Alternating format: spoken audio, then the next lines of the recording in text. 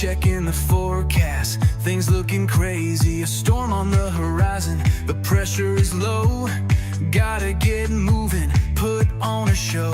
The news is all buzzing, state of alert, but we've got a plan, we're ready to work. Emergency Management Associates, we're here for the crisis, we're here for the fates. From the first sign of trouble to the all clear sign, we're on the front lines, we're one of a kind. Emergency Management Associates, we're the calm in the chaos, we're opening gates, connecting the dots and making the calls. We're picking you up when you're starting to fall.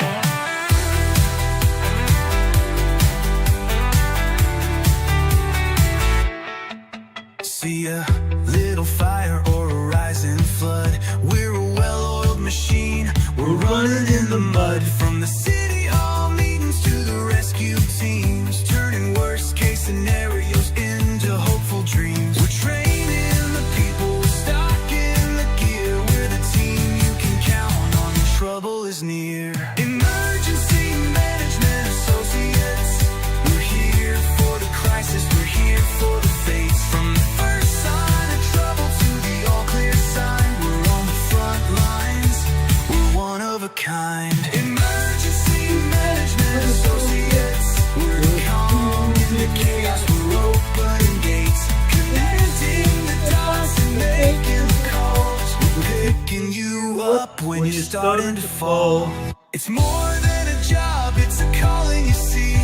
Prepared for the present and what's yet to be. Every second counts, we're ready to react for our communities. We're making an impact.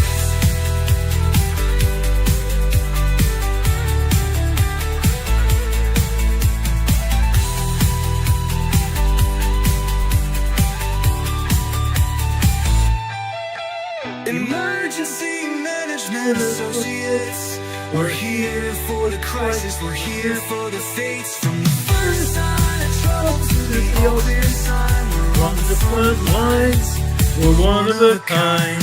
Emergency Management Associates, we're calm in the chaos, we're open the gates, connecting the dots and making the calls. We're picking you up when you're starting to fall. We're picking you up, we're ready to go. Let's get this show on the road.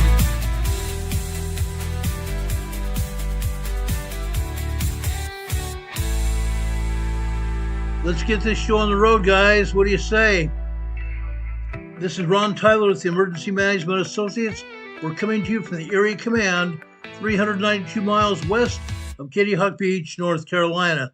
Welcome to our show tonight, guys. We're glad to have you all here. We really are. It's a pleasure to be here with you. Guys, just some housekeeping before we get started here. I want to tell you some things about our program. Okay, number one, please, guys, please make sure you're still subscribed to our program. The YouTube people keep unsubscribing people. Make sure you're still subscribed to this program if you enjoy watching this program. When you subscribe to this program, also make sure you click on that little bell icon. Right next to the subscription button, there's a little bell icon. Click on that. When you click on that, there'll be a drop-down menu, three items come up. Click on the word ALL, all. That should get you notified when we come on the air. That's first. Okay? Thank you for doing that. Second, please, if you want to come on this program, over on the comments chat section, come over here and you can participate in the chat. We'd appreciate you there. Okay? Number two, or number three or four. I think it's four now. Okay?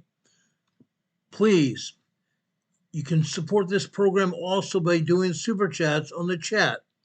Number five, if you want to help support this program, you can also donate to our PayPal locations, which are scrolling across the bottom of your screen right here.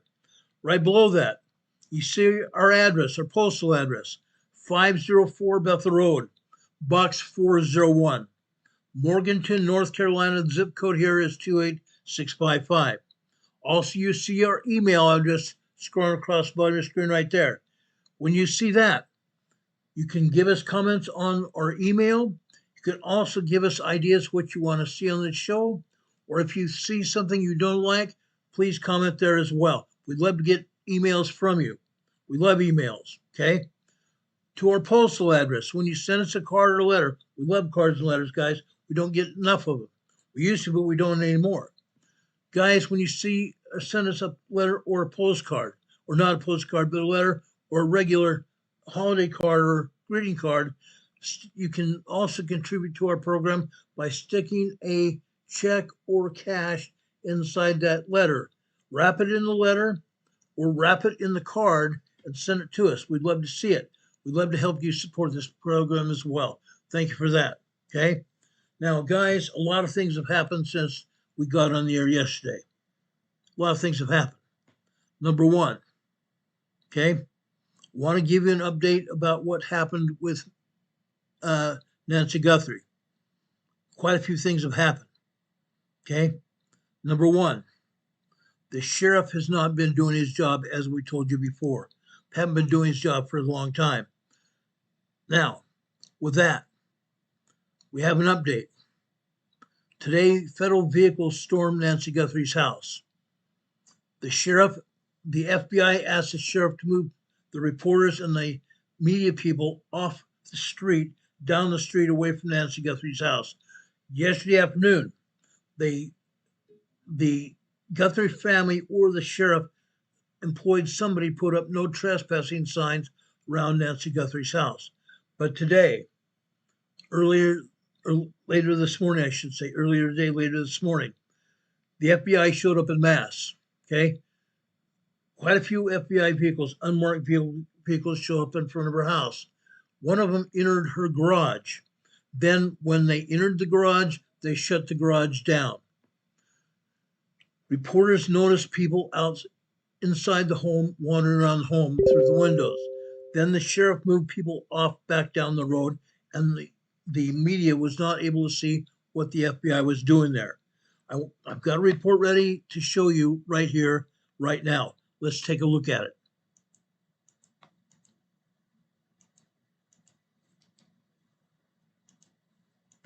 Now let's bring in Brian, because this is breaking. We think something's happening anyway. So this is the front of Nancy's home where Brian Enton has been camped out throughout the day. And a few minutes ago, it sounds like you guys were told to leave, Brian, and now you're on the phone with us. What's going on? Do we know?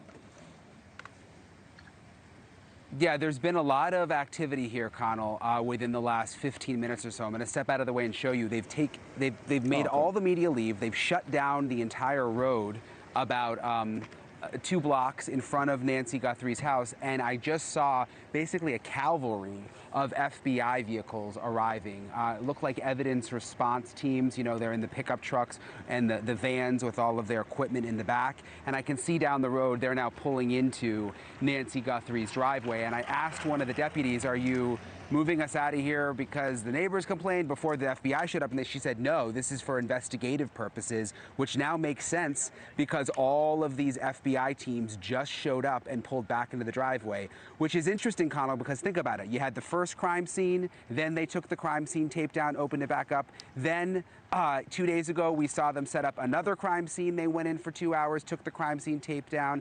And now here we are on Friday, where all of a sudden, not only are they going to put the crime scene tape back up, but they have shut down the entire area with the FBI arriving. And the timing is also interesting because right before this happened, we got word of a second communication that has been sent to a local TV station here in Tucson related to Nancy Guthrie. So is that a coincidence that the second communication has now arrived and they've shut the entire area down, Connell? Give me a little perspective. I thought you were on the phone, but you still have the camera up, Ryan, right? So hop back in front if you can. There you are. All right, so where are you versus where you were? Those cones, they're down the street from the house, or? Yeah, these cones are down the street from the house, and Mo will zoom into where we were standing. Mo's going to zoom into where our last live shot was, right in front of the house. Okay. So the house is right around, you can't see it from here because of all the brush, but the house is right around the corner. And so everybody's been set up all along that block because that's where the house is. And now they've closed the block down to make room for all of these FBI folks who continue to arrive here, Connell. And is it a lot? Is that what it is? A lot? I know those guys look like local sheriff's deputies, but there's a lot of FBI from what you can see. Yeah, so the sheriff's deputies are out here kind of controlling the traffic and the cones, but I saw the FBI arriving in like 4 Suburbans. There was a van, there was a pickup truck, and the windows were tinted, but I looked like as close as I could when they were trying to kick me out, but I was trying to look at the same time, and I could see the FBI, emblems on their shirts as they were coming in. Yeah, so it's interesting because the activity, I guess, and you covered a lot of these cases, comes and fits and starts, and all of a sudden nothing's happening, and now something's happening. But how did this feel to you in terms of urgency and what they were moving in, and what obviously couldn't tell what they were looking to do, but what was your sense in terms of their urgency? I mean, they wanted everybody out pretty quickly. My sense is it should have been like this since the beginning. I mean, that I'm surprised we were able to be this close to the house for the last 5 days. And I think someone behind the scenes said, look, we got to get back in there. We got to get more FBI teams in to process the scene. And why is everybody still allowed right outside the house? Why don't we have the whole block closed off so we'll have room for our teams and room for them to park? So I'm actually not surprised. I'm surprised this didn't happen earlier, but I do think it's interesting the timing, again, that we find out that there's a second communication that's come in, which is a really big deal. I mean, we don't know what it is, but remember, there was just the first letters that went out, and the big question was, are they going to try to communicate with the Guthries again? And if this is in fact the same person trying to communicate again with this second deadline coming up on Monday, that feels like a pretty big deal, Connell. It does. I was looking at too the statements. We had both from Pima County sheriffs and the FBI. They're still looking to try to figure out if that was authentic. But I was trying to read through their statements. It doesn't seem like we know, right, whether they even think it was the same sender, or they haven't confirmed that in terms of the first alleged ransom note, the one that they seem to be taking the most seriously, the TMZ and others got, whether it's the same sender or related. That's right. We don't know, and it could be a different sender. The sheriff's office has been very vague, just saying that they are aware of now a new piece of communication. And then we got a little bit more information from the local Tucson TV station who said, yes, we've now received a second letter. But we don't know if it's the same sender. And obviously, I mean, these journalists at these local TV stations are put in an interesting position here because the letters are coming to their TV station. You obviously want to report some of it, but at the same time, you don't want to interfere with the police investigation, and you've got this woman still missing, and they have to be very, very careful, obviously. Yeah, they have been. Some of them, and Harvey Levin, too, at TMZ, giving us hints that there's more in it, or even Artel Cueto, Border Patrol, that there's maybe more in it than we've had that leads them to believe it might be authentic. Thank you for watching. Okay. It's getting more and more interesting. Okay. Again, they're talking about one letter that's come in. One more letter. This makes like the 5th letter that either the TV stations or TMZ has received. Okay. Now, the first one mentioned that the kidnappers wanted the Guthries or someone to send them about $50,000 in Bitcoin. That turns out it was a false alarm and it was a false information. They've since arrested someone in Los Angeles for doing it. Okay. Now I want to put this out clearly without anybody getting upset about this. Do not, absolutely do not send a threatening letter. Don't send a letter telling people or telling the Guthries or the FBI or the Pima County Sheriff or anyone else that you want money. Don't do it. You'll go to jail. You'll go to jail immediately, and do not pass go. Do not collect $200. Okay? Be very careful. Again, okay, I've emphasized this a lot of times, many, many times throughout this program over the last 2 to 3 weeks. If you want to help the FBI or the Pima County Sheriff locate Nancy Guthrie, there's a way you can do it. Okay? Anyone with the information can call 1-800-CALL-FBI or 1-800-225-5324. Again, 1-800-225-5324. 225-5324 to call the FBI. Or you can call the Pima County Sheriff's Office non-emergency number. That non-emergency number is 520-351-4900. Again, 520-351-4900. That's the way you can contact either the FBI or the Pima County Sheriff to send them information about Nancy Guthrie's whereabouts. Please be accurate. Do not try to put up any phony information, because if you do, you'll be held responsible for it. Okay? You can also, at those telephone numbers, leave an anonymous message. We're told you can leave an anonymous message as well. Okay? But be very careful, guys.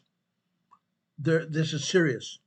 Someone's life is in jeopardy here, or was in jeopardy. Yesterday, I played the latest message from Savannah Guthrie. She said that she has almost accepted the idea that her mother's no longer with us. She's almost accepted that.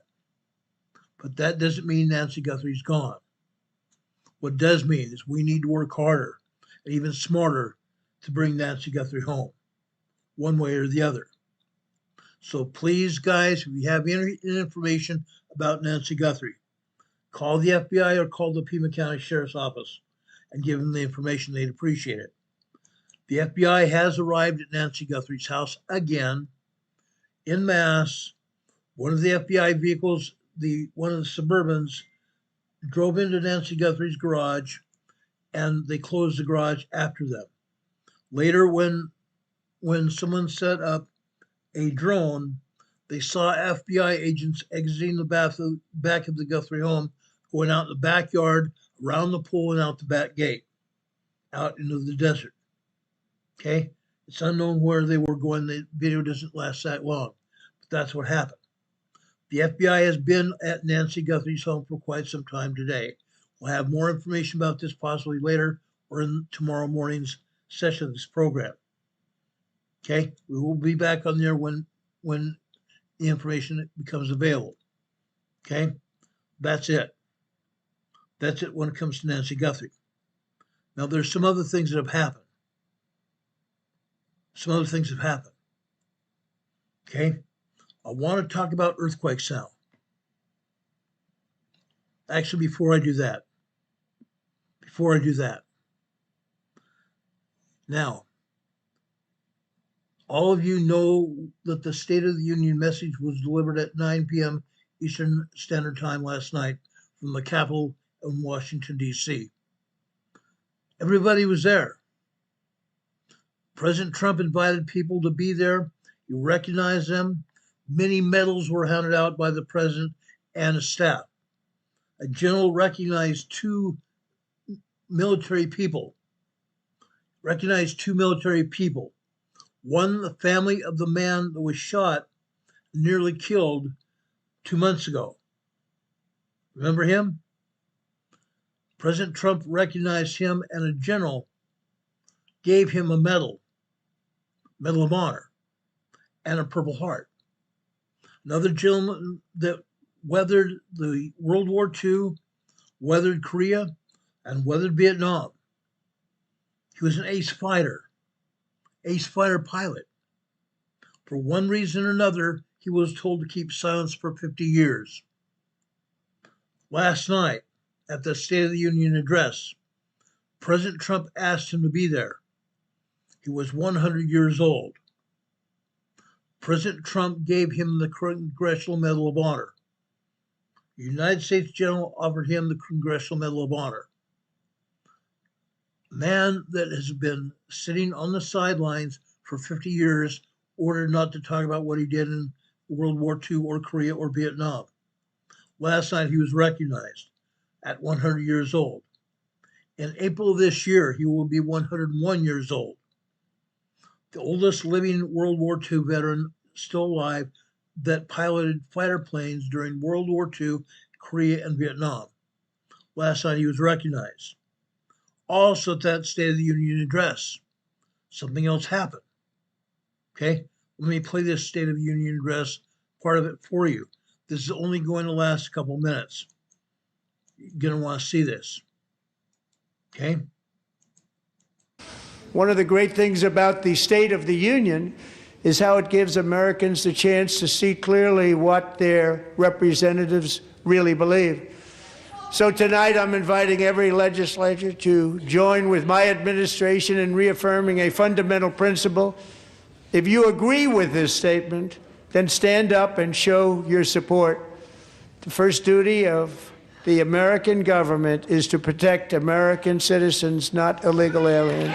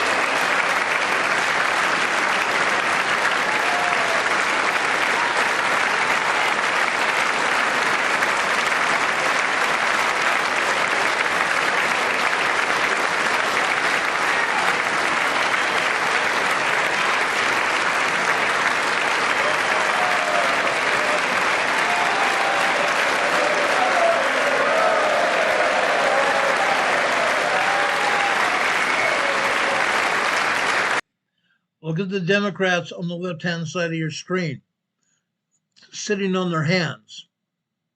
President Trump was trying to tell everyone, if you like what he's doing, getting illegal aliens out of this country and making America first, stand up and clap. Stand up and recognize that message. The Democrats did not do that. They even heckled him.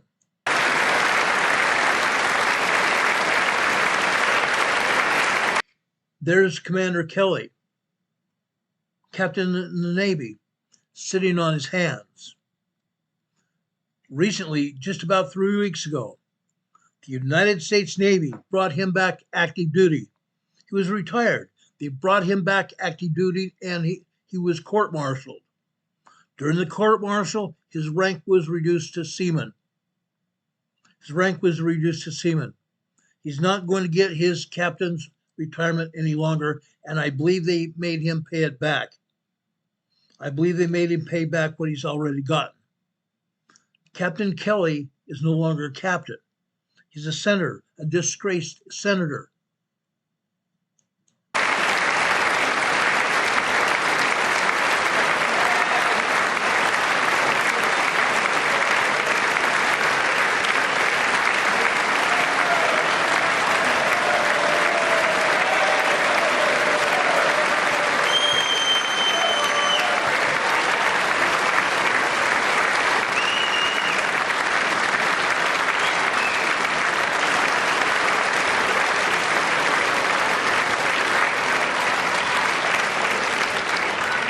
Isn't that a shame? You should be ashamed of yourself not standing up.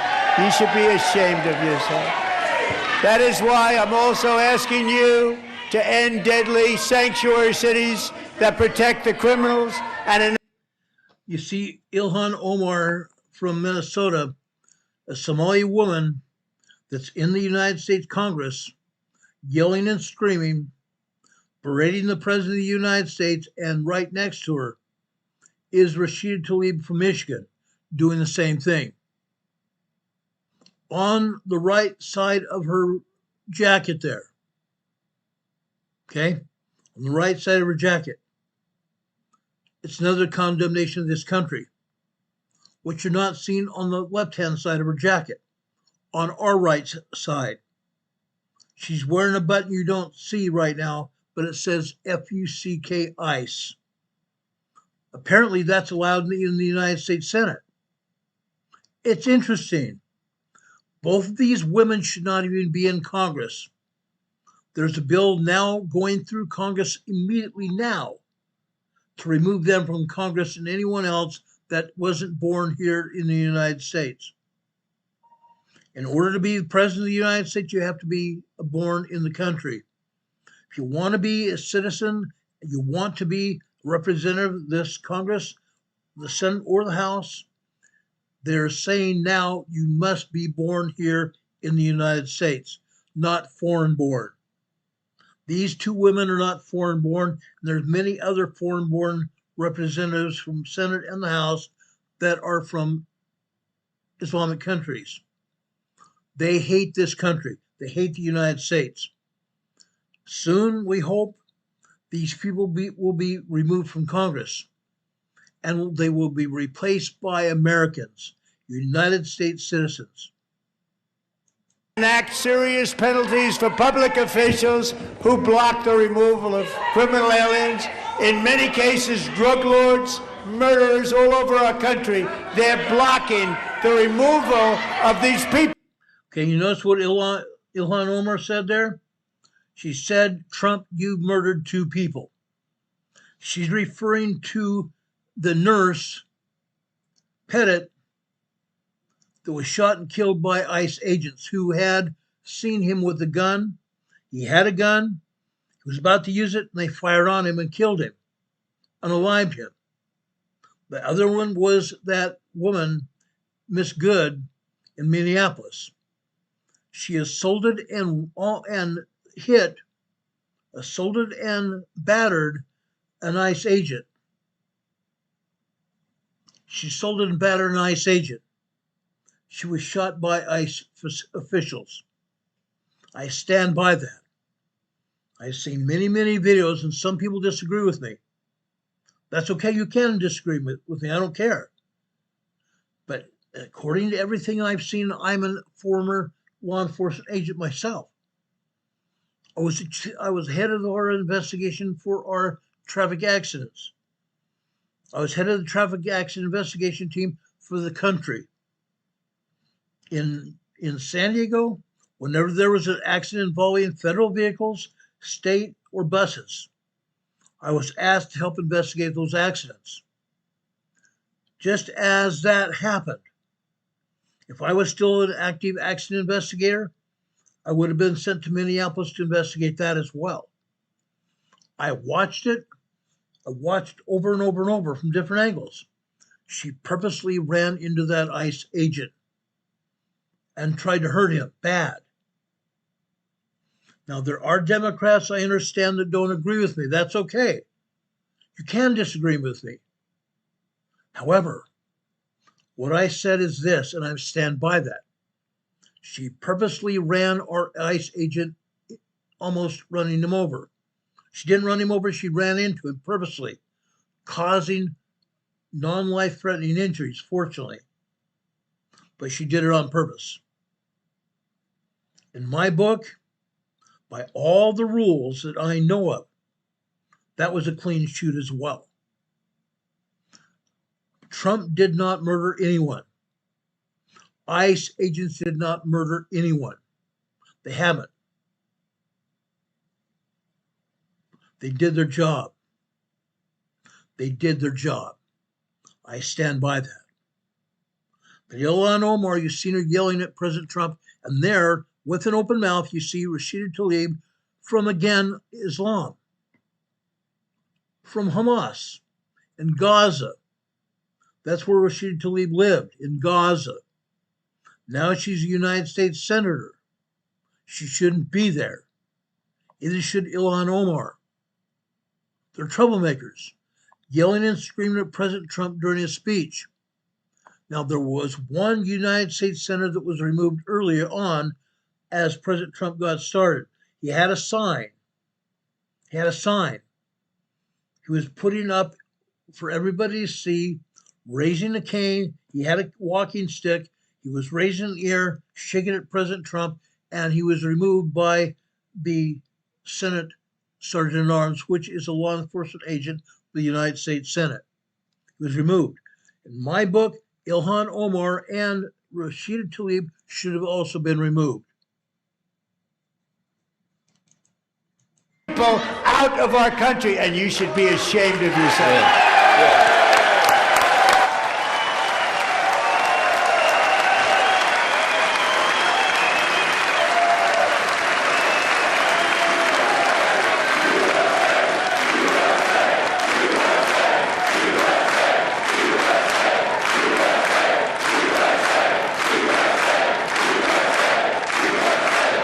My body truly. Okay, that was not the only time that they interrupted his speech. They interrupted it many, many times. But gosh, golly gee, it's got to stop. It's got to stop. When we elect somebody to our Congress, they have to represent us, not Somalia, not Gaza, not any other country. Now, Ilhan Omar has openly said that she represents Somalia, not Minnesota. She said that. In Congress, she said that. Yesterday, in another conversation that some news organization had with her, she said her constituents in Minnesota were unhappy that some of their constituents were being arrested and deported out of this country.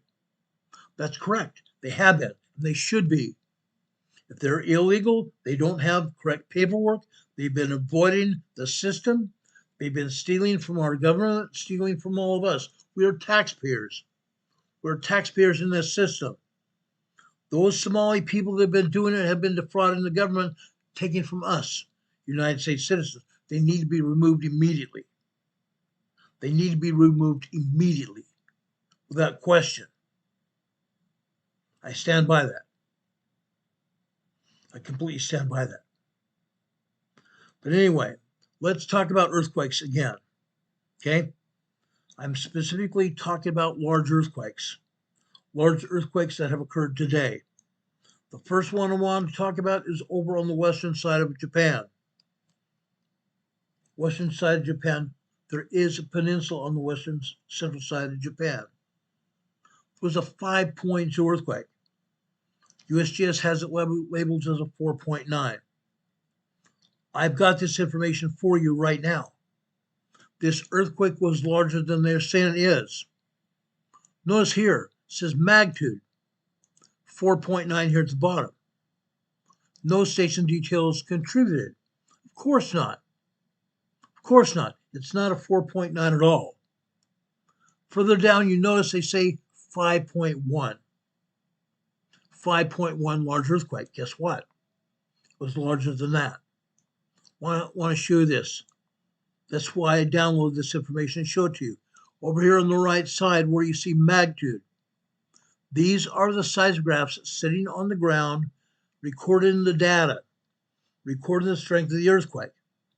One says 4.51, another 5.1, 5.17, 5.39, 4.66, 4.7, 4.85, 5.03, 5.19, 4.92, 5.07, 5.40, 5.03, 4.68, 5.5, 4.75, 4.87, 5.09, 4.74, 4.98, 5.42, 5.04, 5.20, 5.4, 4.85, 5.49, 5.12, 4.97, 5.35, 5.27, 5.23, 4.95, 4.78, 4.82, 5.03, 5.15, 4.96, 4.79, 5.42.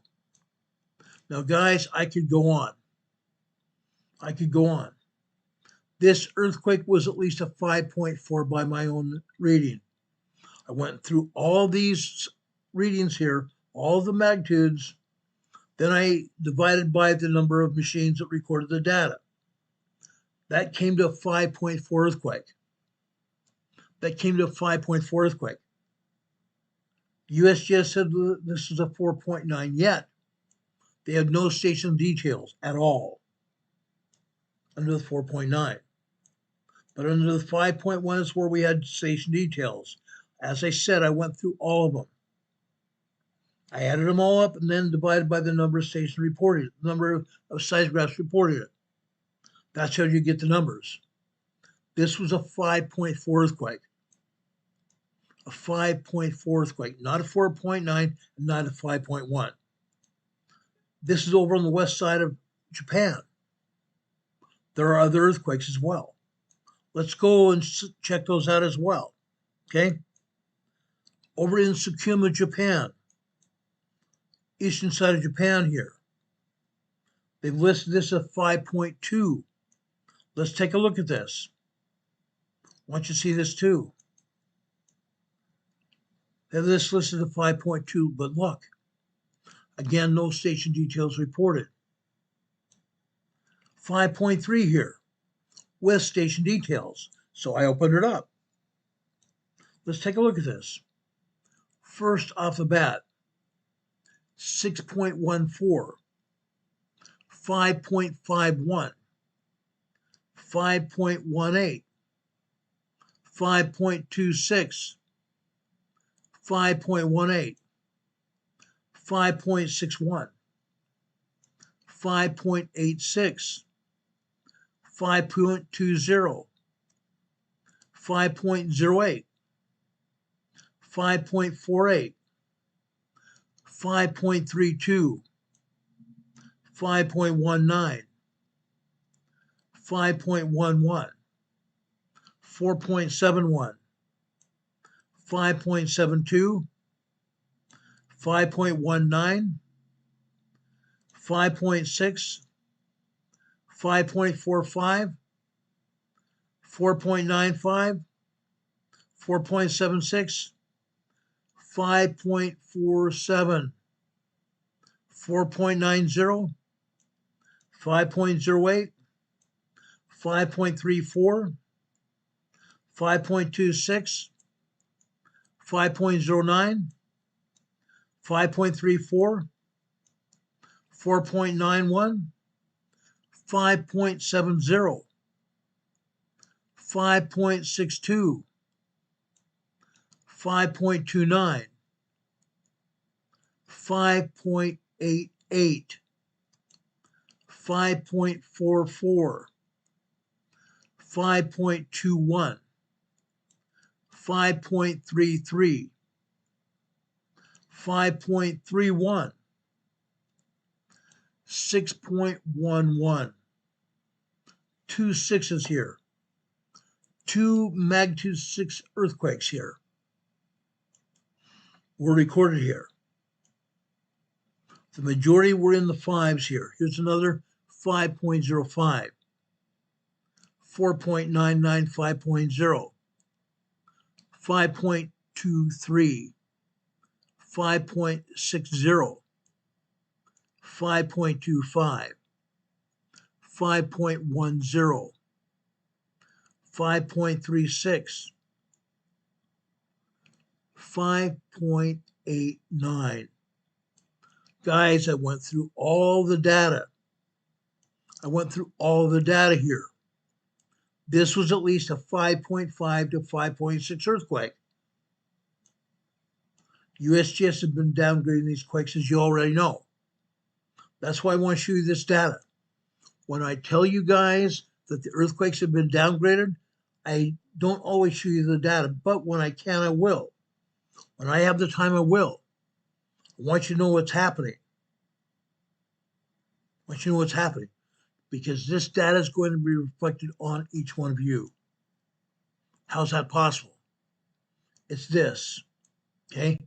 There's going to be an earthquake in your neck of the woods, in my neck of the woods. I want accurate details. Why? Because the strength of the earthquake is going to decide how many people live and how many people are going to be unalive. We already know that USGS is downgrading these quakes.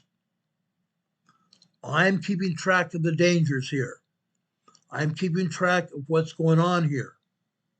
I report it to you so you're well aware of it. Okay? This way you can prepare for what's going to happen. You can help prepare your own families and friends and neighbors. Tell them also what's going on here. Tell them what's going on here. These are not the only earthquakes either. I have more data here. Okay? Let's go over to Myanmar. Myanmar. Last year we had a 7.4 earthquake in Myanmar. Guess what? We had another today. A large earthquake today. Okay? They said it was a 5.1 earthquake. Let's look at the data here again. Station details. 90 station reporting. Let's look over here on the right to the magnitudes. 5.13, 5.03, 5.23, 5.72, 5.33, 5.15, 5.47, 6.01, 4.97, 5.7, 4.86, 4.85, 5.44, 4.92, 4.89, 5.39, 4.43, 4.92, 5.20, 5.09, 5.02, 5.51, 5.08, 5.14, and 5.49. Guys, this earthquake, again, I took all the data, added it up, divided by the number of machines that recorded the data. This earthquake in the Solomon Islands was a 5.4 earthquake. A 5.4 earthquake. USGS had this one at a 5.1. Again, they downgraded it. This is Myanmar. Let's go over to the Solomon Islands now. Here's the Solomon Islands. They have this listed as a large 5.0. 5.0, 5.9 are called large earthquakes. 5.6 to 5.9 are very large earthquakes. Let's look at this. This again, they have this listed as a 5.0 large quake. No details. But they have details as a 5.2. Interesting. Right off the bat. 5.05, 5.4, 5.37, 4.98, 4.63. Then one of the largest here is 6.76, 4.63, 4.64, 4.52, 5.09, 5.39, 5.64, 5.24, 5.36, 5.02, 5.57, 5.04, 5.5, 5.5, 5.66, 5.2, 5.55, 5.18, 5.0, 5.09, 5.28, 4.69, 5.26, 4.72, 5.59, 5.44, 5.15, 5.3, 4.53, 5.15, and 5.83. Again, I added up all the stations reporting, divided by the number of stations reporting. I added up all the magnitudes, divided by the number of stations reporting. I came up with an average magnitude of between 5.46 and 5.51. 5.46 and 5.51. Mid-range 5. Mid-range 5. They had this earthquake as a 5.1 earthquake, 5.0 earthquake. This earthquake was at least 4 times the strength that they had on the map. 4 to 5 times the strength that they had on the map. They false report all the time.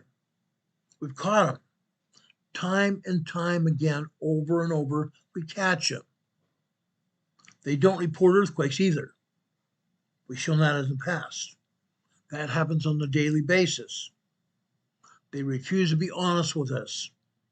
As a result, what's going to happen? What's going to happen, guys? People are going to die. People are going to die needlessly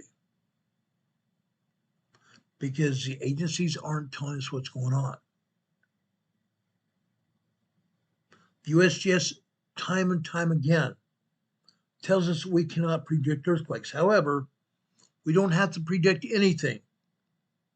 We forecast by looking at the available data, knowing that seismic energy follows along the outside edges of the plates, of the faults. The seismic waves follow the faults. They follow the edge of the plates. As a result, we can tell what's going to happen. We can watch the seismic energy travel. Just like I've watched it travel from down in Indonesia, up to Taiwan on the west side, up to Japan, from Japan to the Kamchatka Peninsula, over through the Aleutian Island Fault to the north, up into Alaska. From there down on the southeast side of Alaska, and further down south over in British Columbia, Canada, and the northern part of the United States as well. Cascadia. They try to tell us that nothing's going to happen.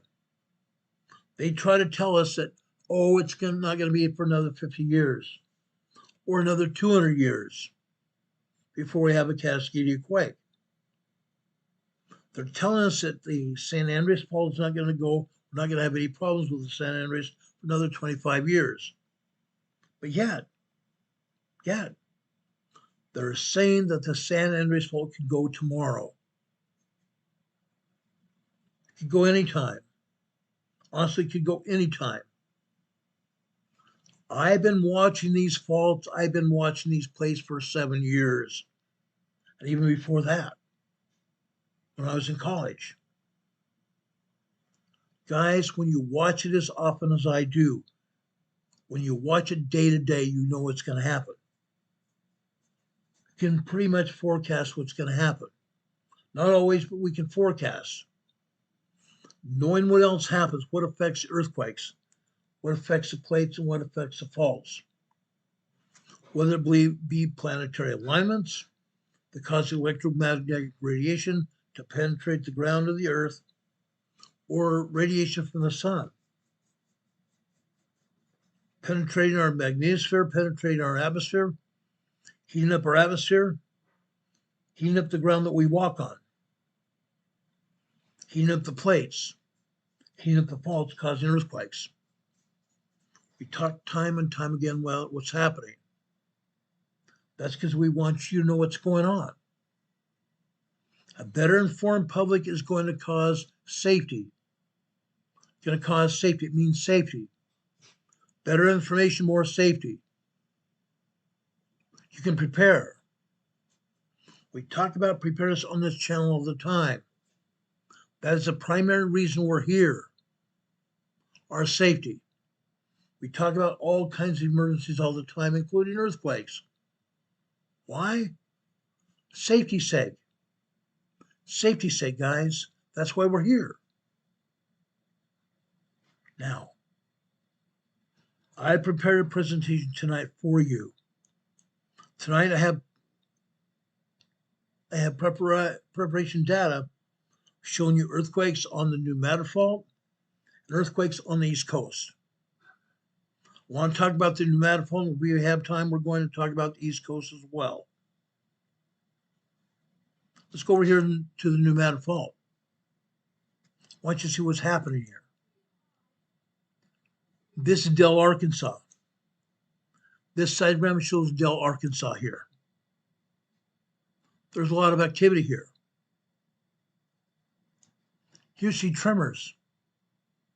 Nothing but tremors. But guess what?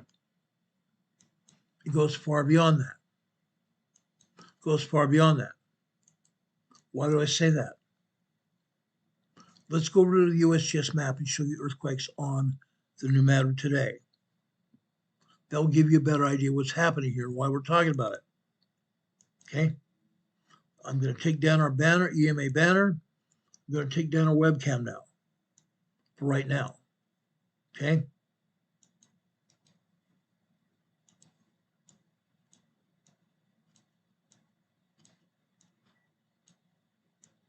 Going to go across the United States here to the New Madrid Fault.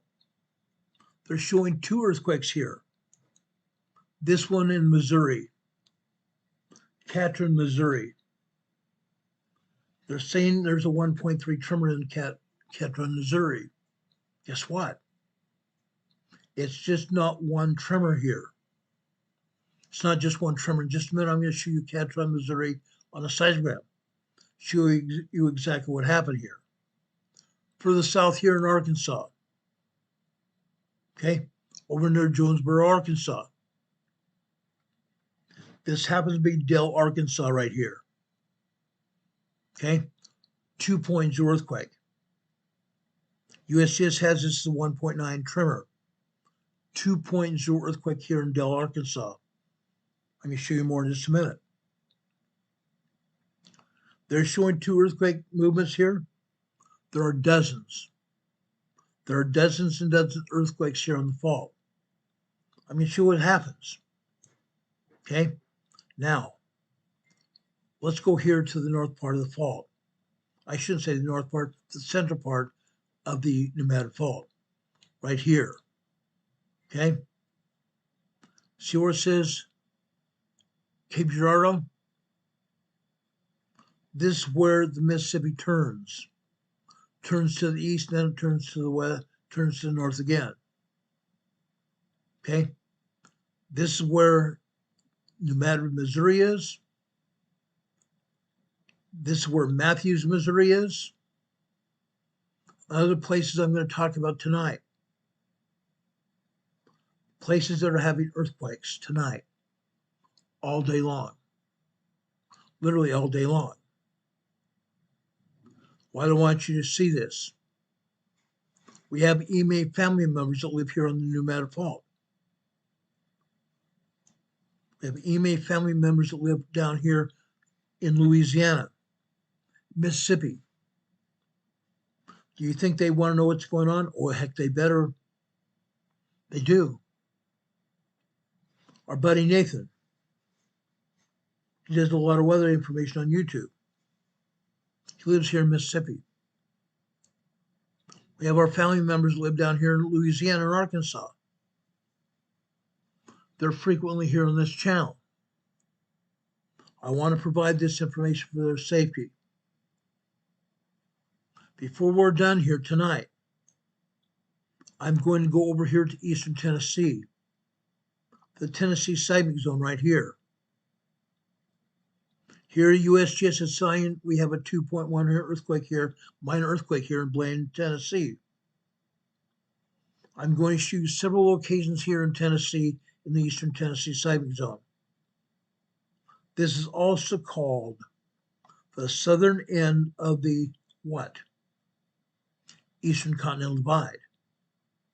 That's why we have earthquakes here. Eastern Continental Divide. The edge of the continental plate. The edge of the North American plate's right here. From here it runs north. Runs north from here in Tennessee, South Carolina, North Carolina, West Virginia, Pennsylvania, Ohio, Western Ohio, all the way up here in New York. By the way, this area is buried in snow right now. Buried in snow right now. Washington, D.C. has also had its share of snow. Rhode Island, Massachusetts, Vermont, Delaware, Maine, and New Hampshire. They got bulldozers of snow all weekend long. Some of them are still seeing snow right now.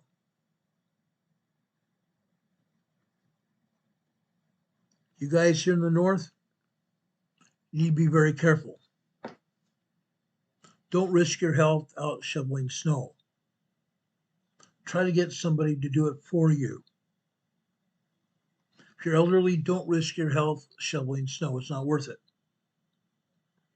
When the temperatures get down to below zero temperature, doesn't matter whether it's Fahrenheit or Celsius, still dangerous, very, very dangerous. Yes, there's a difference between Fahrenheit and Celsius, true. When temperatures go that low, flesh on anybody's body can freeze within 10 minutes. It's not just hypothermia. Hypothermia can kill people as well. But when you have your flesh frozen, all of a sudden there's no blood flow. When there's no blood flow, the cells die. That can cause all kinds of problems for anyone. Please take care of yourself. Drink warm fluids, not hot.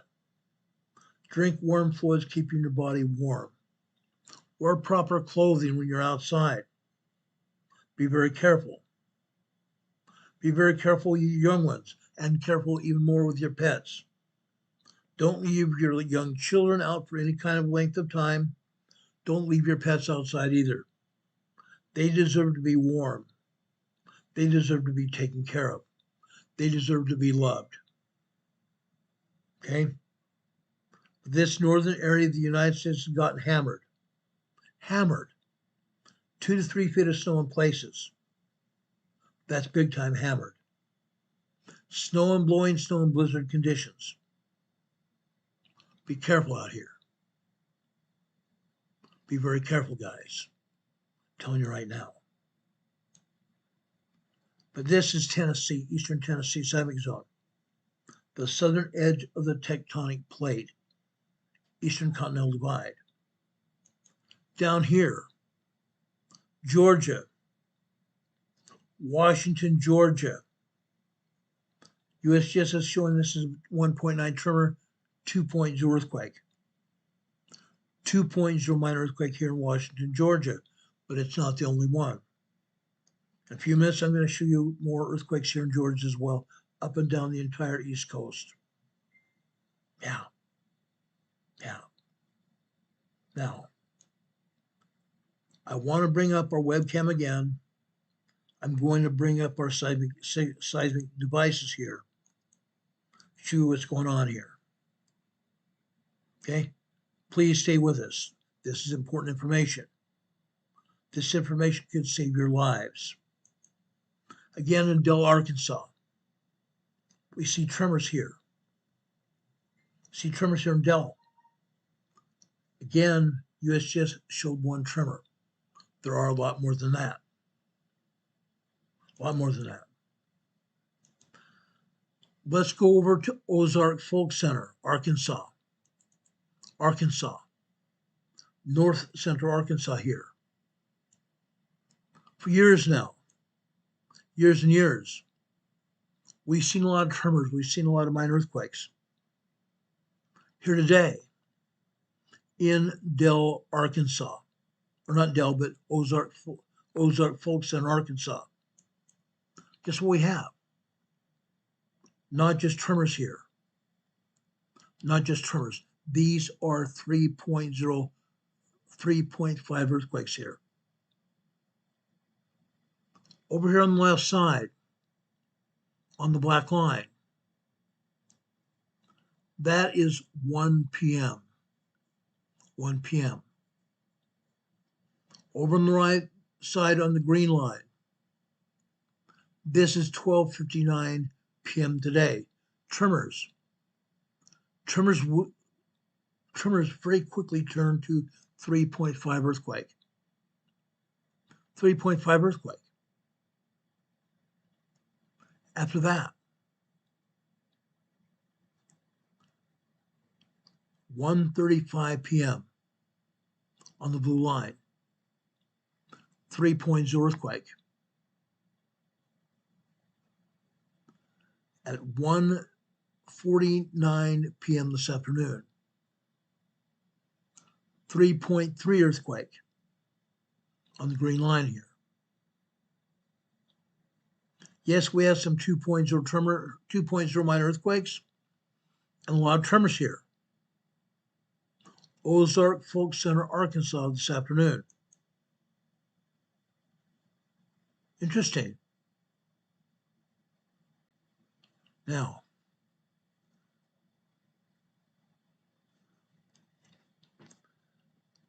I had the seismogram showing this morning. Give me a second. I'm going to try to bring it up again. Somehow, it got taken off my database. I'm going to try to restore it really quickly in just a second here.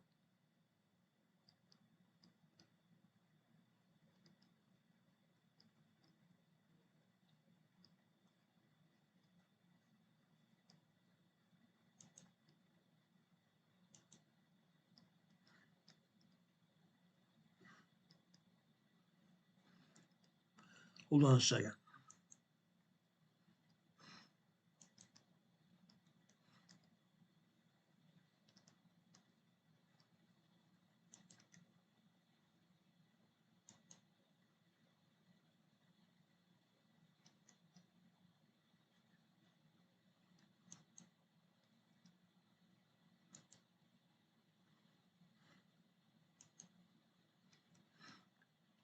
How they've taken it down. Isn't that something?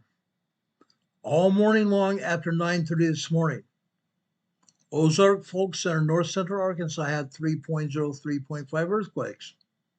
About 2 hours. 2 hours of earthquakes. You see, this afternoon it happened. Happened again. But literally all morning long this happened. Somehow they've taken it down so I don't have it. That's crazy. That's utter craziness.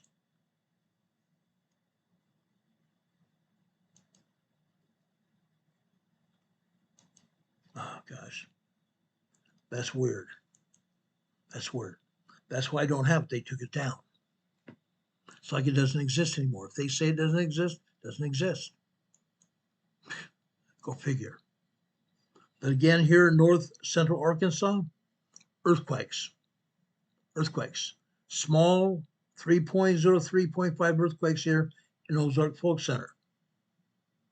Okay? Now, more earthquakes, again in Illinois. Again in Illinois. Every day. Decatur, Illinois. Look at this. This has been happening every day now for 3.5 weeks. 3.5 weeks of activity here. Yes, we have tremors here. We have minor earthquakes 2.0, 2.9. We are also seeing 3.0, 3.4 earthquakes here in Decatur, Illinois. 3.0 small quakes, 3.4, 3.5, still small quakes, but mid-range. The ground is moving. Furniture is shaking, maybe walking across the floor. 3.3, 3.4, 3.5 can make walking very treacherous. That kind of walking can make people really think where they're going. Holding on the furniture, holding on the walls, making sure they don't fall. Walking unsteadily.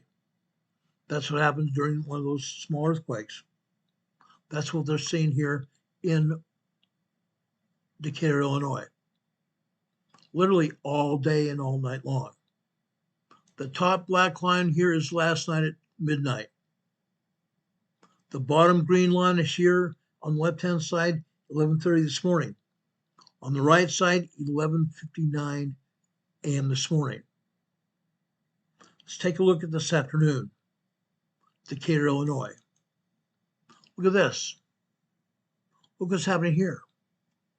The top black line here on the left-hand side is 12 noon. Yes, we're seeing tremors.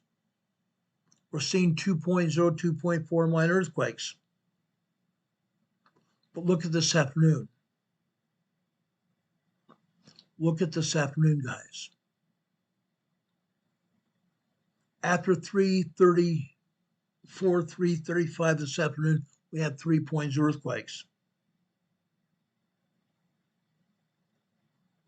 At 4:15 this afternoon, 4:20 this afternoon,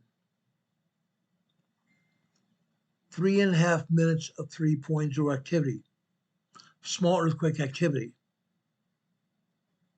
Then again, 4:36 p.m. this afternoon, 3.0 activity for 1, 2, 3 minutes. Again, the 3-minute time period. After that, we have minor earthquakes, 2.0, 2.9. We have tremors as well. This is over here in southern Illinois. Southern Illinois. The New Madrid Fault is lit up from north to south and east to west on either side of the Mississippi River, either side of the New Madrid Fault. The ground is moving. Up until 3 years ago, this was not happening. All we would have here on the New Madrid Fault would be tremors, 1.0, 1.3, 1.7, 1.9 tremors, nothing over that. Nothing over that.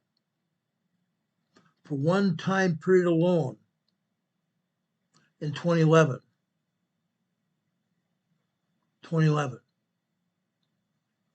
I told this story again, I'm going to tell you now. I was in Little Rock, Arkansas. Part of it continued doing a disaster drill in Little Rock, Arkansas for the New Madrid quake. Our first day, Monday morning, we drilled from Monday through Friday. Preparation for the drill from Friday, Saturday, and Sunday. We opened the drill on Monday morning. Monday morning, we had a 3.0, a 3.2, and a 3.5 earthquake on the New Madrid Fault.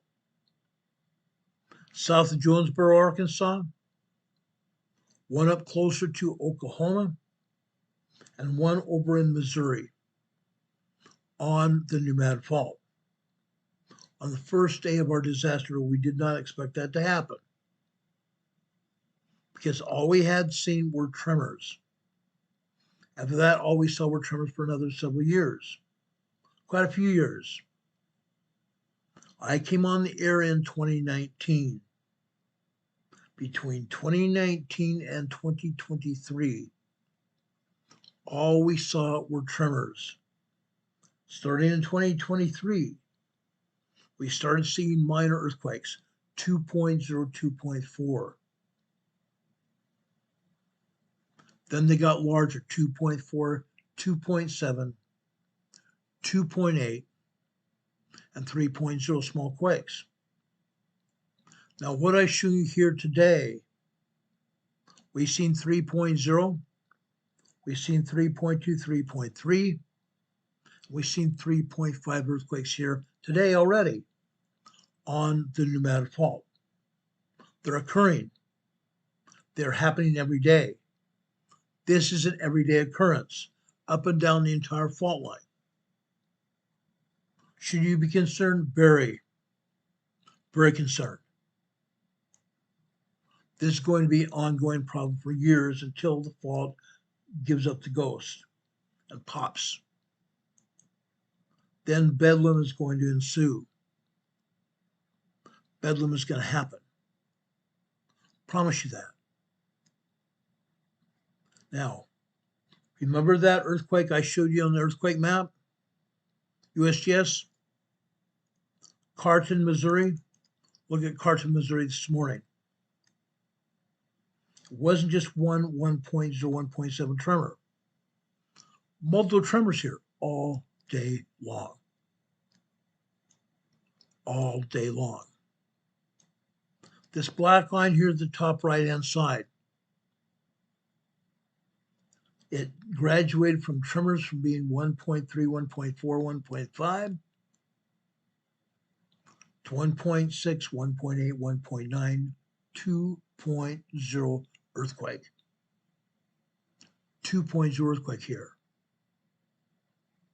Didn't stop, did it? The seismic energy continued over here after 1:15 this morning. 1:16. 1:17. Then 1.0, 1.2 tremors for another 2 minutes. Then things calmed down for a short time. So as you can see, we have 1.2, 1.2, 1.3 tremors all morning long. Off and on all morning long here. Carton, Missouri this afternoon. They continued, didn't they? After 12 noon here on the left-hand side top, microquakes. Microquakes 12 o'clock, 12:15, 12:30, 12:45, even 1 p.m. That changed after 1 p.m. though. All of a sudden we had 1.0, 1.2, 1.3, all the way up to 1.3, 1.4, 1:15, 1.4, 1.5, 1.1, 1.2 again. Carson, Missouri, it wasn't just one tremor, multiple tremors. They could have spelled that out on the map, but they did not. They show us one tremor. That's it. As you can see, there's a lot of tremors here in Carson, Missouri all day long here. All day long. They're still ongoing. Let's go over to New Madrid, Missouri now. I showed you where New Madrid, Missouri was on the USGS map. Look at the tremors here this afternoon. This morning's seismogram didn't show squat. Didn't show anything. No microquakes, no tremors, no minor earthquakes, no nothing. This afternoon, all we see here are off and on again tremor activity. Off and on again tremor activity, literally all afternoon long. Okay, Madrid, Missouri. Let's go over to St. John's Bayou. St. John's Bayou. Look at the tremor activity here. USGS still is not showing this on the map. They ought to. Ongoing tremor activity is not just 1.0, 1.1, 1.2. 1.3, 1.4 tremors here. All day long. St. John's Bayou this afternoon, things calmed down a little bit. A lot. Here we see 1.3 tremors here off and on. Okay? Now, I want to go over to Glass, Tennessee now. Glass, Tennessee. This morning. Up at the top is midnight. The top left-hand side is midnight. Here we see microquakes. The tremors start developing about 2:30, 3 o'clock this morning. Just minor tremors. 1.0, 1.1 tremors. Then, what happens later on this morning? What happens later on this morning, guys? After 8:13 this morning, you see tremors. 8:13. 8:12, 8:13 a.m. this morning. 2.5, 2.6 earthquake. About 55 seconds later, another 2.5, 2.6 earthquake. Minor earthquake activity here. And tremors. We had more tremors after 9:15 this morning on the left-hand side, on the red line. Then off and on again, sporadic tremor activity after that this morning. Let's take a look, see what happens today. That was Glass, Tennessee. Now, let's go over to Lenox, Tennessee. This again is over on the east side of Tennessee, the East Tennessee seismic zone, the southern end of the Eastern Continental Divide. What do you see here? Earthquake happening, earthquake signals here. Okay? Not just tremors, not just minor 2.0 earthquakes. Here we're seeing 2.6, 2.7 earthquakes. Over in the center here on the black line.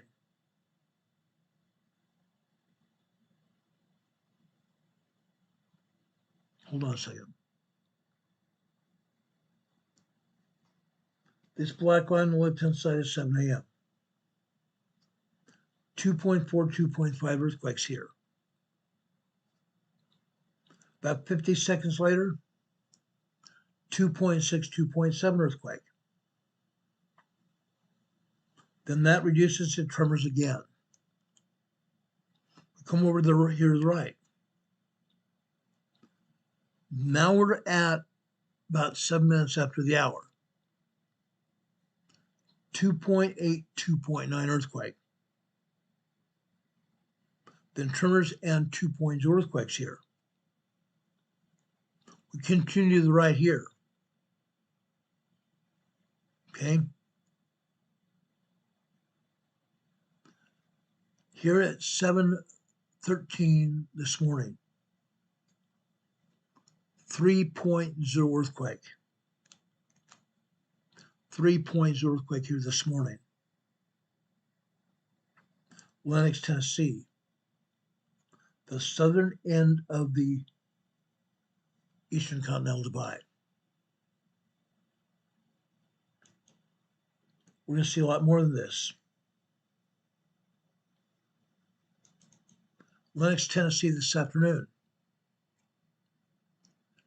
12:17 this afternoon, we had a 2.4, 2.5 earthquake. Minor earthquake.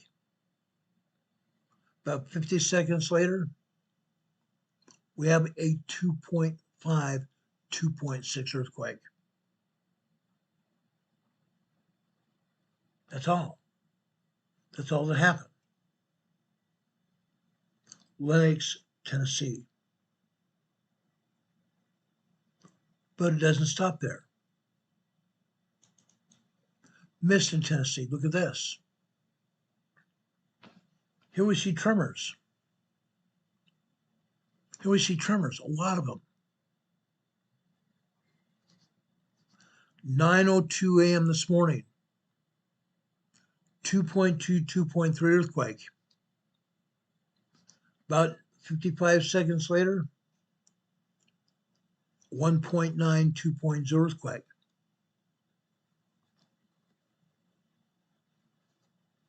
Down here on the next green line is 10:45 on the left-hand side.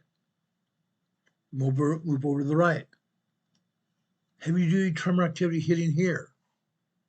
Again, we are on the eastern side of the Continental Divide. Tennessee seismic zone.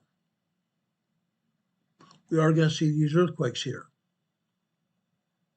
Okay? Now, what's going on? Let's talk about this. I wanted to find what's going on here. Okay? We've told you what's happened in the Mid-Atlantic. The Mid-Atlantic fault is expanding. The Mid-Atlantic fault is expanding. The Atlantic fault is pushing Europe and Africa in an easterly direction. At the same time, the plate is also pushing North America, Greenland, and Mexico in a southwesterly direction.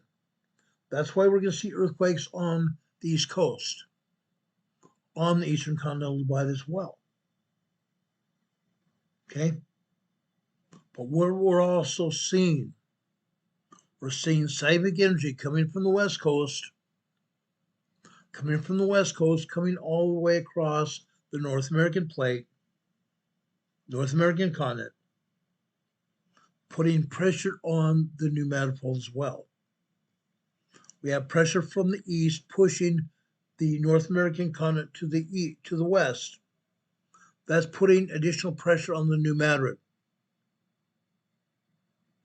It's no small wonder the new manifold is moving, as it is. We've been reporting on this for years now. However, the seismic activity has increased. The number of earthquakes on the new manifold has increased, while at the same time, the magnitudes of the earthquakes have also increased. Twofold here. What's going on? I'm telling you right now,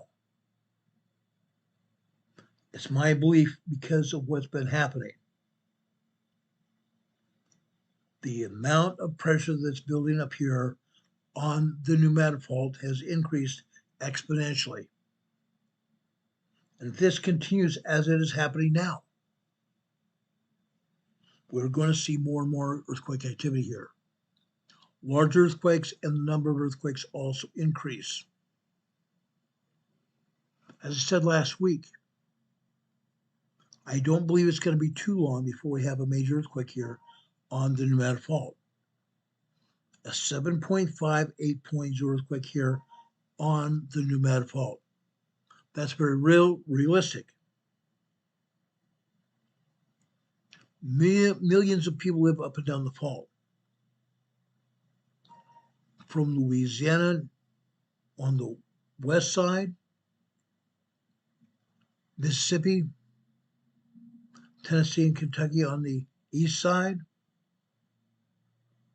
Arkansas, Missouri, Oklahoma, Illinois, and Indiana, and parts north and east. All of you are going to feel this fault go. All of you are going to feel this fault go, but it's not just going to be around the fault. Because of the power of this earthquake,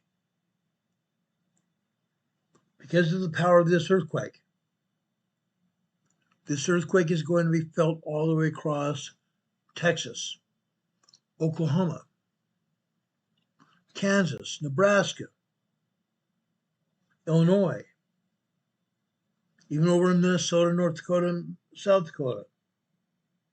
It's going to be felt east as well. We've talked about Illinois, Indiana, Ohio, and points to the east.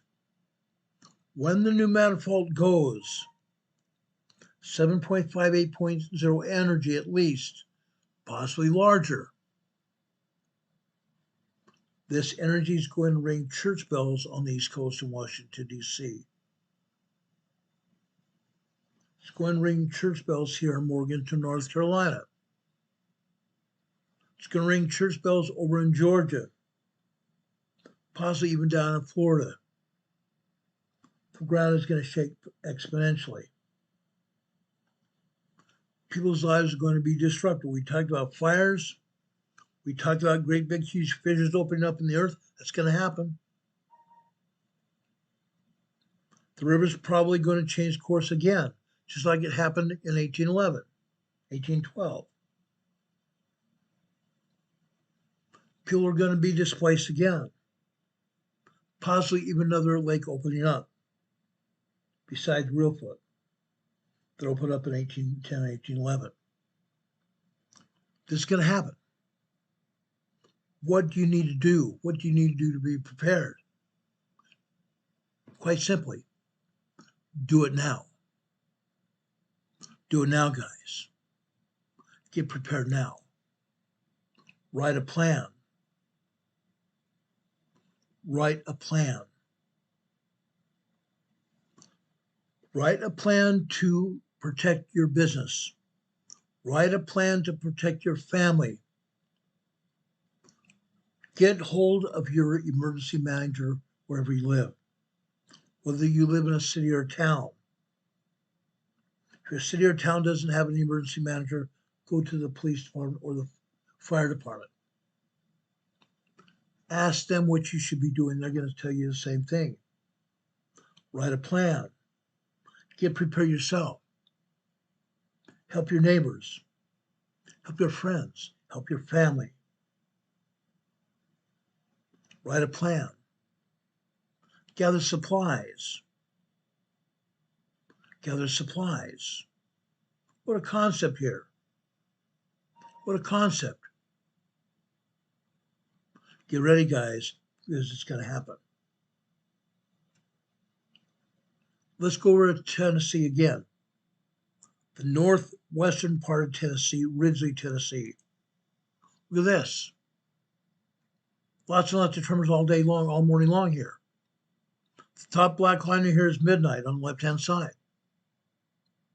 Look what happens here. We have tremors almost all morning long until we get down here to about 11:15. After 11:17 this morning, we see a 2.5 earthquake open up. 2.5 minor earthquake. Before and after that, massive tremors. No, you're not going to feel a 2.5 earthquake. You're not going to feel tremors either. But this is what happened in Ridgely, Tennessee before early this morning.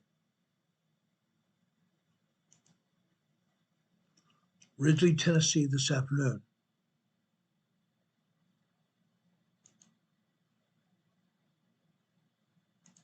Right here. The tremors didn't go away. No, we didn't have any more minor earthquakes, but the tremors didn't go away. In the past year in Ridgely, Tennessee, we've seen 3.0 earthquakes here just last year. Just last year. This is going to happen again. over and over. USGS sometimes has told us about earthquakes here in Ridgely, Tennessee. They do happen. They're going to become more numerous. They're going to become more numerous here. Promise you that. Lots and lots of earthquakes. Lots and lots of earthquakes.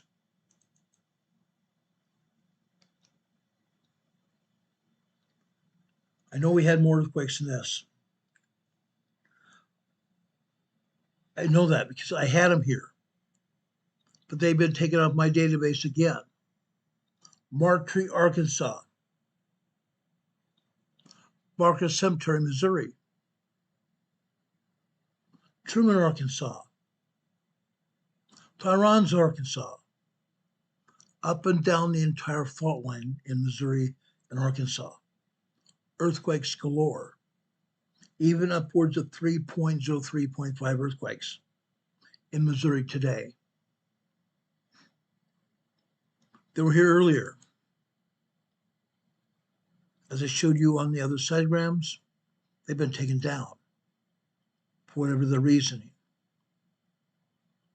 They happened. They're going to continue.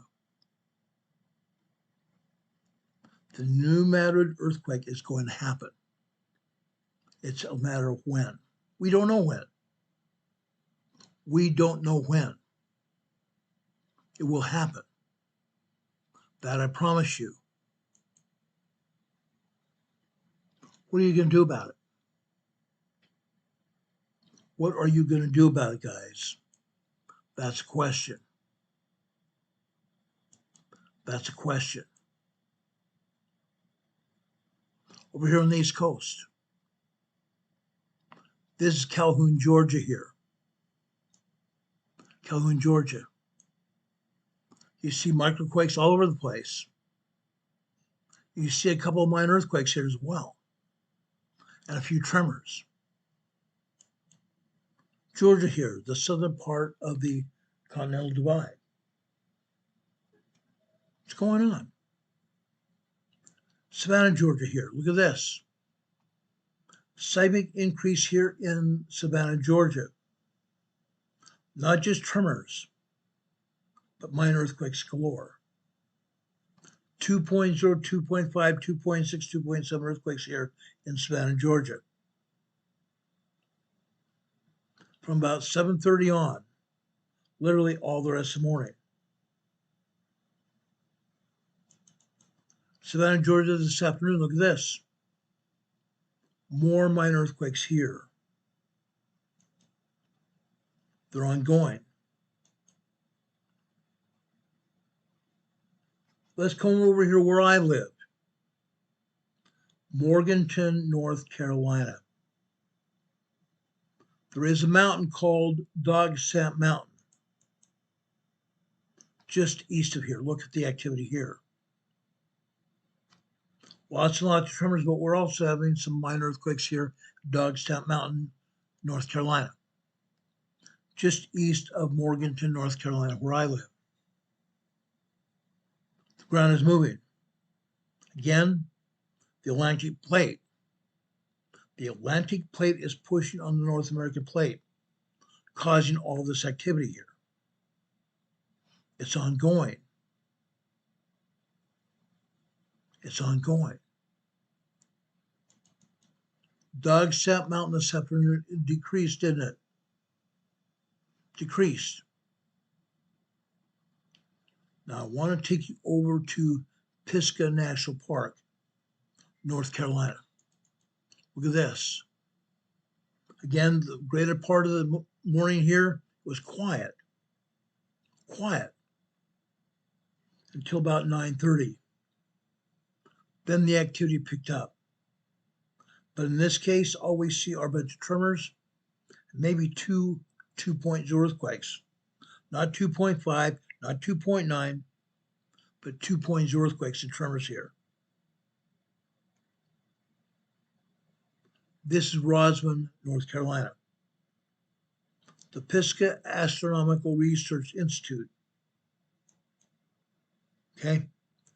Pisgah National Park. This afternoon, the seismic activity continued here. Like I said, the East Coast is moving. I showed you Savannah, Georgia earlier. Now I showed you Morganton. Let's go over here to the southeast coast of North Carolina. This time, Roland, North Carolina. Look at this. Very quiet all morning long again, until 8:07 a.m. this morning. 2.9 earthquake at 8:07 this morning. This close to the southeast coast, North Carolina, Roland, North Carolina. Then we had tremors after that. Roland, North Carolina this afternoon. More tremors just after 12:30 this afternoon. Literally 12:30 this afternoon. 2.0 earthquake again. All the rest of this is tremor activity here in North Carolina here. Interesting. Let's go south of South Carolina again. This time, Sumter, South Carolina. What's going on? If you've heard of Sumter, you've also heard of Lugoff, South Carolina. Earthquake City. Again, the first part of the morning, nothing. Quiet.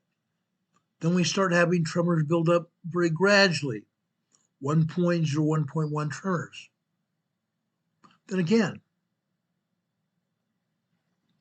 8:04 this morning, 2.7 earthquake. Minor earthquakes here.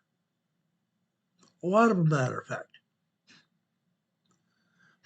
9:30 this morning on the blue line, tremors, tiny tremors. Then we come over here to 9:41 on the blue line on the right-hand side. Tremors, and then immediately a 2.4, 2.5 earthquake. Then within 50 seconds, we have a 3.0 earthquake here. Sumter, South Carolina. More minor earthquakes after that. Lots of them.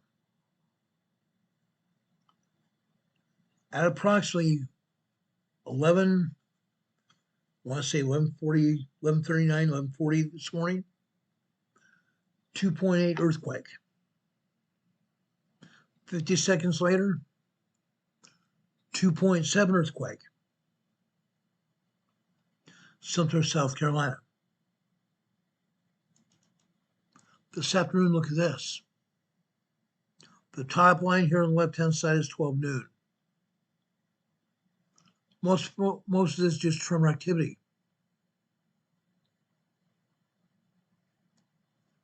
Come over here to 12:06 on the top line. 2.0, 2.1 earthquakes. Then tremors after that until we get over here just past 12:30. 12:34, we have another 3.0 earthquake.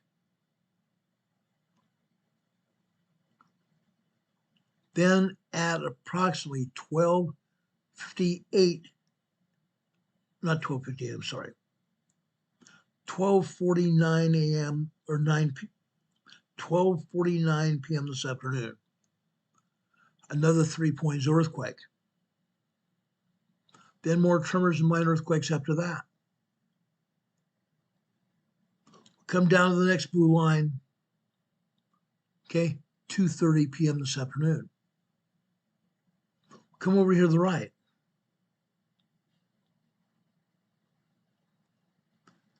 This is 2:37 p.m. 3.0 earthquake again. 3.0 small earthquake again.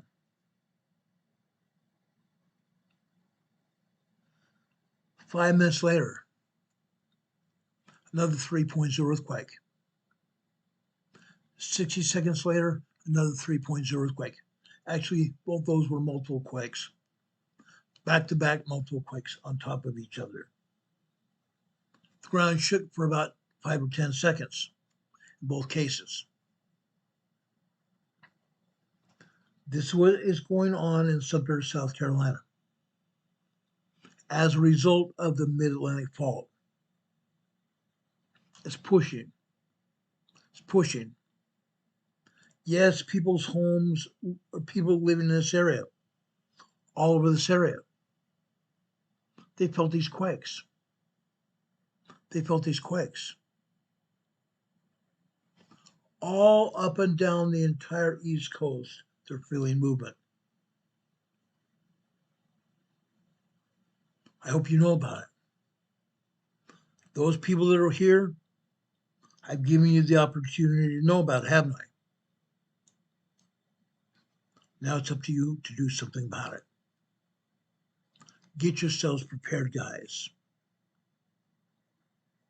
Get yourselves prepared. The time is coming. The time is coming. The second coming of Jesus Christ is imminent. It's imminent. Right now we are in the tribulation. Things are going to get a lot worse before they get better. When Christ comes, we know what's going to happen. It's foretold by the prophets. I want to go over to Luke. This time, Luke chapter 12.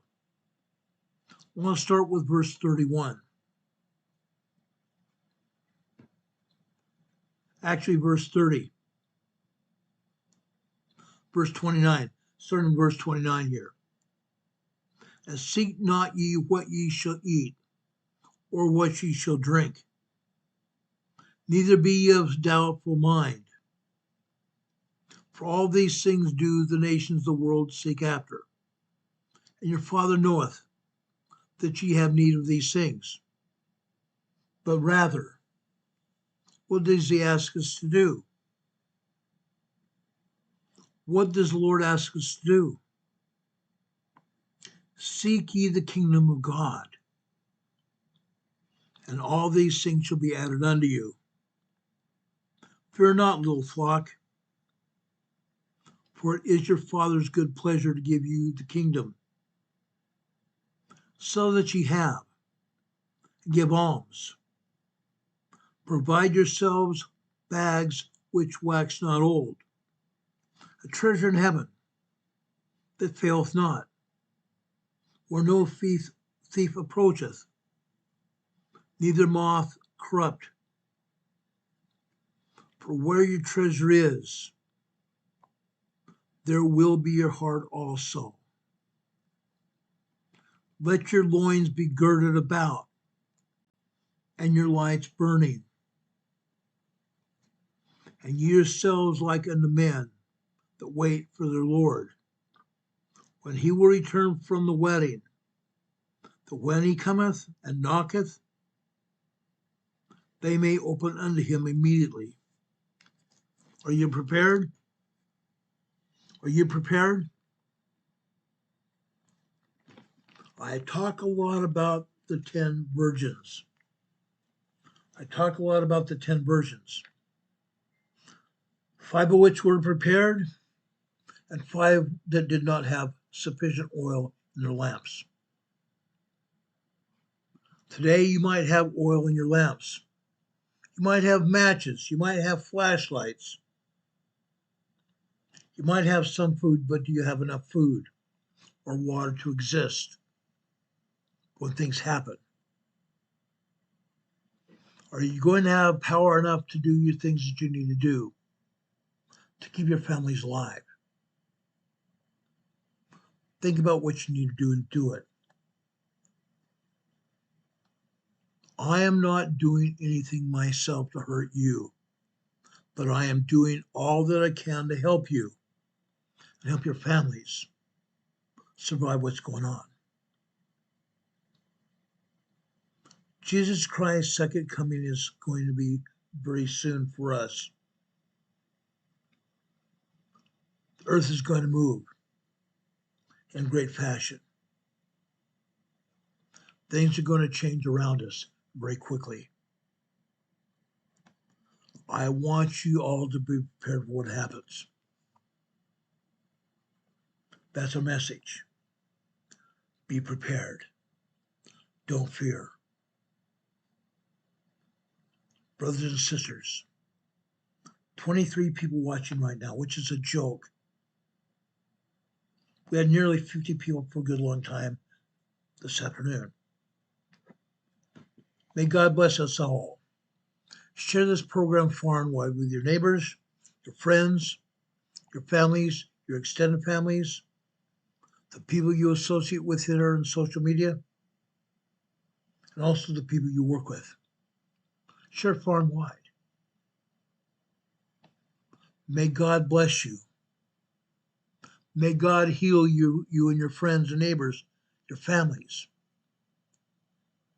Now,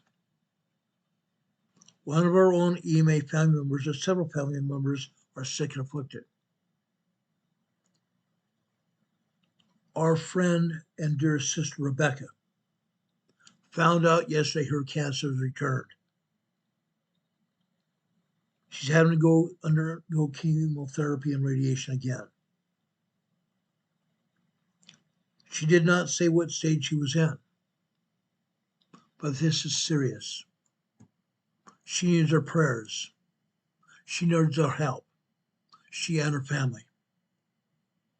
Please, God, help them. We need to pray for them every day. We need to pray for Linda Covington. We need to pray for Sharon Bolam. Hurricane Heather. Renee Seppi. Don Patoka. Rob and his wife. Me and my wife. We need your help and prayers. Keep the faith, guys. Pray. Let's help each other. Let's bless each other's lives here. Judy Olson says, to all in need. Thank you for being here, Judy. Linda says, keep the faith. We love you. May God bless each one of us to do the work he has for us to do. Be ready, guys. Be ready. May God be with you this day and always. God be with you until we meet again. We'll be back on the air sometime after 4 p.m. tomorrow evening. God bless. We'll talk about the Pacific Northwest tomorrow night on earthquakes around the world. Take care, everybody. Much love. See you soon. Good night.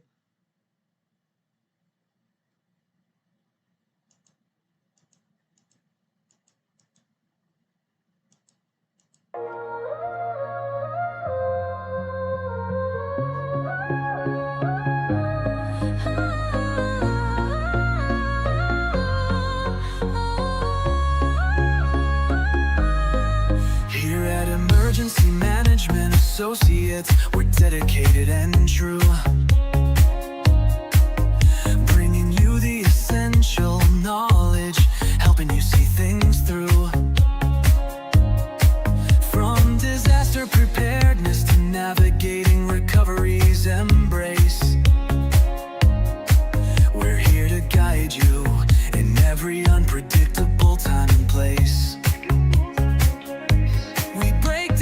Complex, make it easy to grasp and absorb, sharing strategies for safety, the vital lessons you can't afford to hoard. So thank you for watching, and thank you so much for your sub. You're a key part of our growing family, a member of our knowledge club.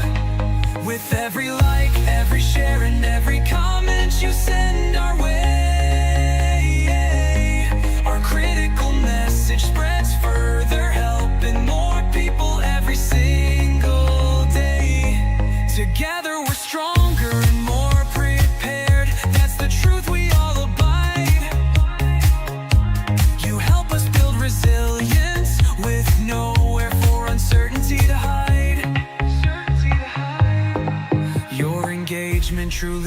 inspires us. Your feedback acts as a guiding light, helping us continually grow and making our channel's future bright. We're always learning, always striving to be better. Bring you the most up-to-date information, no matter the weather. Emergency Management Associates is here for you now and forever, it's true. Keep watching, keep learning, because we truly appreciate all that you do. Thank you.